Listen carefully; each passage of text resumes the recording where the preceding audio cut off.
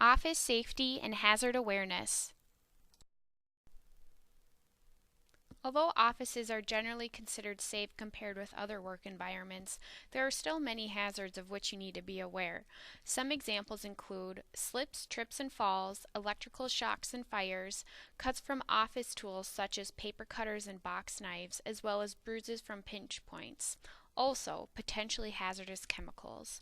Can you think of any other office hazards? Preventing slip, trips, and falls is a big safety concern for offices. These hazards are more common around the office than you might think.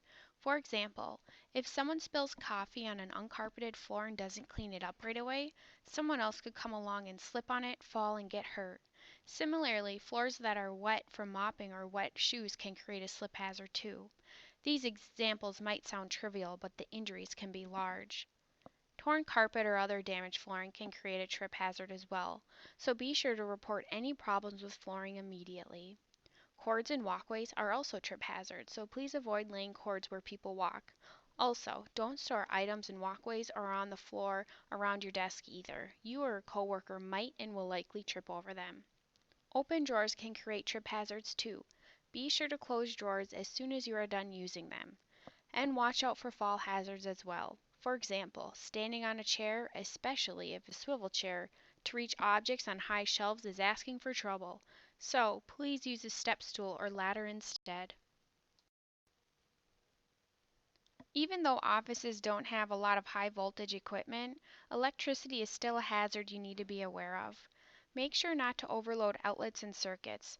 When you plug too many office machines into an outlet, you may overload the circuit and this could result in overheated wiring, which could cause a fire. Damaged electrical cords and plugs are also hazardous. They are fire hazards and can give you a nasty shock.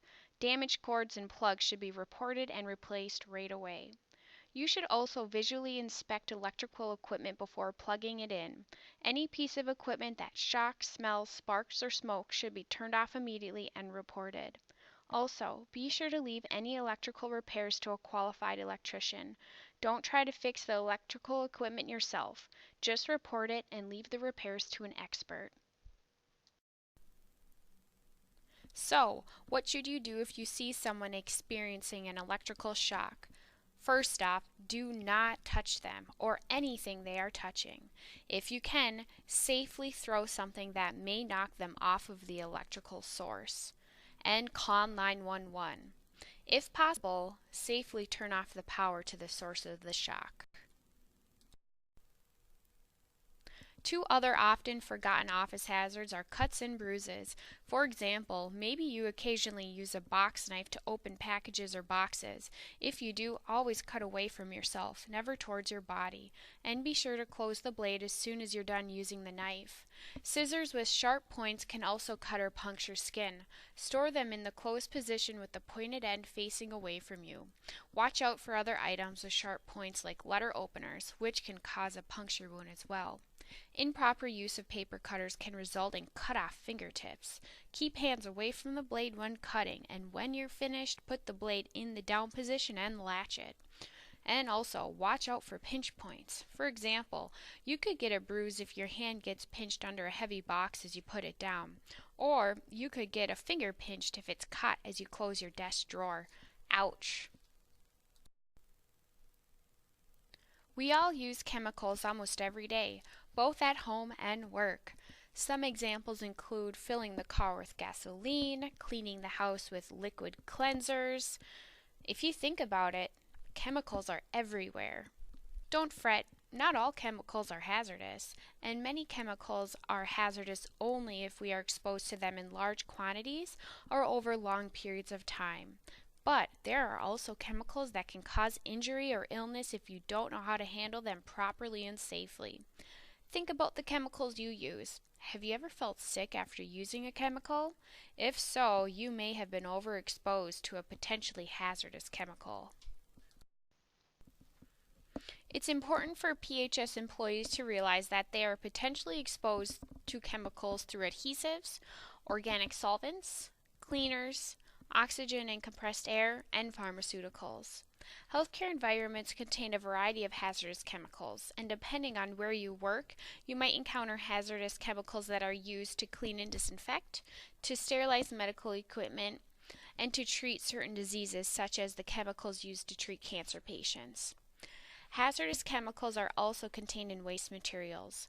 So, if your job brings you into contact with any type of waste material, you can be exposed that way too. Whether they are solid, liquid, or gas, hazardous chemicals present two basic types of hazards: physical hazards and health hazards. Chemicals with physical hazards include those that are flammable, meaning that they catch fire easily. Examples are gasoline and propane. Explosive, meaning that they can explode, such as compressed gases and chemicals in aerosol cans. And reactive, meaning that they can react dangerously if they come into contact with another substance, such as by mixing bleach and ammonia. In addition to physical hazards, some chemicals have health hazards and can cause illnesses or other health problems. These problems can include short-term effects that includes headaches, dizziness, or skin irritation, and long-term effects such as damage to the liver, lungs, or even cancer. Think about the chemicals you use. Are any of them potentially hazardous? If you don't know, talk to your supervisor. There are 4 main ways that chemicals can enter your body. Number 1, absorption. This happens when chemicals enter your body through your skin or eyes. Number 2, inhalation. This is when chemicals enter your body through the mouth or the nose and into your lungs. Once the chemical has entered your lungs, it travels from there into the bloodstream and to other organs of the body. Ingestion. This is swallowing through the mouth. Even though you may not intentionally swallow hazardous chemicals, chemicals can be transferred onto food if your hands are contaminated and then swallowed accidentally. And number 4, injection. This is direct penetration, such as when a chemical enters the body through an open cut or skin puncture. It is critical to read the safety data sheet before you start working with a chemical. The safety data sheet provides detailed information about a chemical, including a thorough written description describing the risks as well as the precautions and remedies to exposures. Reading the safety data sheet prior to handling a chemical will help avoid any potential hazards. Every employer must have all safety data sheets readily available to every employee. Here at PHS, we have 5 SDS binders throughout the building, as noted on the Thrive in Safety map. We have 1 in pharmacy, 1 in IV, 1 in biomed, and we have 2 facility safety data sheet binders. We have 1 in the closet in the warehouse and 1 in the front closet by the phone booth. Also, please note that all safety data sheets are also available in M-Files.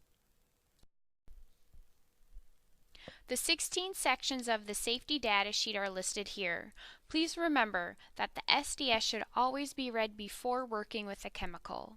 A summary of the SDS may be available on the chemical's label, however, the SDS is the best resource when referencing the details of a chemical. The international mandate, globally harmonized system, is a method for regulating and harmonizing the classification and labeling of chemicals. It is a logical and comprehensive approach to help define health, physical, and environmental hazards of chemicals, create global classification processes, and communicate hazard information as well as protective measures on labels and safety data sheets worldwide. It is important to understand what each of these globalized labels mean. You may find it beneficial to pause the video at this point to become familiar with these 9 global pictograms. The National Fire Protection Association, or NFPA, and other organizations have developed a color and number coded labeling system that is listed on each SDS. This system was developed for short-term, often acute exposure to chemicals under conditions of fires or spills. The warning labels are intended to provide firefighting and evacuation information. These labels are used as a quick identifier so you can easily determine the basic hazards associated with a chemical. Blue means there is a health hazard, red means flammability, Yellow means instability. This was formerly called reactivity. This means the chemical can react if it comes in contact with another substance. And white means there are other hazards. Finally, numbers ranging from 0 for no hazard to 4 for extremely hazardous are also used. You should learn to recognize these codes when you see them on an SDS. Knowing proper emergency procedures is another important part of chemical safety. That's why you should always read the SDS and label for every chemical to find out exactly what to do in case you or a coworker is overexposed. Emergency procedures may include flushing eyes with water for 15 minutes in case of chemical contact, washing skin with soap and water and removing contaminated clothing, moving to fresh air if a person has been inhaling hazardous dust, fumes, or vapors, and getting emergency medical assistance if a person has accidentally swallowed a hazardous chemical. PHS has a variety of safety measures and tools available in case of an emergency. Please reference the safety map posted on Thrive and to become familiar with emergency exits, fire poles, fire extinguishers, AEDs, first aid kits, PPE kits, eye wash stations, and panic button locations. It is essential for each employee to know where these items are located in case of an emergency. In the event of a non-emergency work accident, illness, or injury, you're to call the 24/7 work injury phone line as soon as the accident occurs. An experienced healthcare provider will assess your medical condition and provide suggested next steps. The work injury phone line provides guidance after you sustain a work injury and can help find a medical facility nearby, coordinate a modified return to work program, obtain return to work documents for HR, determine appropriate medical care, schedule follow-up appointments, and help find a specialist. If you are referred to seek non-emergency medical attention, we prefer you visit a clinic suggested by the nurse. However, you may go to any medical provider of your choice. If you do not feel safe to drive yourself to the clinic, contact your supervisor or manager on call if the incident occurs after business hours. I'd like to note that if self-care is recommended, the work injury phone line will provide a follow-up call within 24 to 48 hours. If pain worsens or there are no improvements, you are able to contact the work injury phone line at any time with questions or concerns. As always, if it's an emergency or if in doubt, call 911 immediately. It is important to inform your supervisor immediately or as soon as reasonably possible of any work-related accident, illness, or injury, no matter how minor or major the injury may seem. If you are referred to seek medical attention by the 24/7 work injury phone line, you must provide HR with a report of workability immediately following your appointment. The report of workability should include the date of your visit, diagnosis, specific work restrictions if you have any, and the date you are able to return to work and/or follow-up appointment date. For complete details, please see the Work-Related Accident Information Sheet and M-Files or check the red PHS Workplace Accident Packets located in patient homes, company vehicles, and the HR department. Here are the main points to remember from this session on office hazards. Whether you believe it or not, offices have many hazards, so keep alert and take precautions. Always read the SDS prior to working with a chemical, and no matter how trivial an injury may seem, promptly report on-the-job accidents, illnesses, and injuries to your supervisor and HR. Also, please feel free to inform any of the following of real or potential office hazards: facilities, HR, management, and any safety committee member. Remember, safety first. Be careful, be aware, and be safe.